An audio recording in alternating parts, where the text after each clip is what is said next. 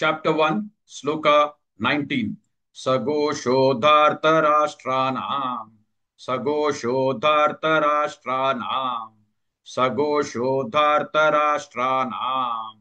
Hridayani vyadarayate.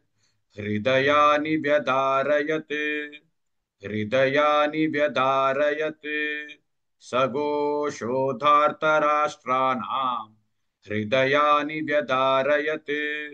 सगोषोधार्तराष्ट्राणाम् हृदयानि व्यदारयते सगोषोधार्तराष्ट्राणाम् हृदयानि व्यदारयते सगोषोधार्तराष्ट्राणाम् हृदयानि व्यदारयते सगोषोधार्तराष्ट्राणाम् हृदयानि व्यदारयते नभश्च पृथिवीं चैव नभश्च पृथिवीं चैव नभश्च पृथिवीं चैव तुमुलो व्यनुनादयन् तुमुलो व्यनुनादयन् तुमुलो व्यनुनादयन् नभश्च पृथिवीं चैव तुमुलो व्यनुनादयन् नभश्च पृथिवीं चैव तुमुलो व्यनुनादयन्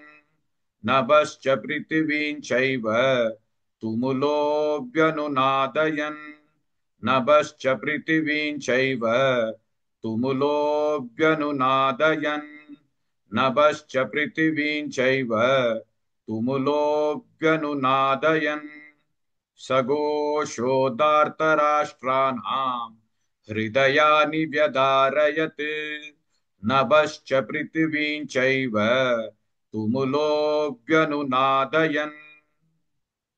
Please like and share this video because you could be instrumental in helping someone around the world recite the Srimad Bhagavad Gita, thereby helping them to have a life of unending opulence, victory and prosperity. This is mentioned in chapter 18, Sloka 78. Yes, don't forget to buy my book, Leadership Can Be Child's Play. Namaste.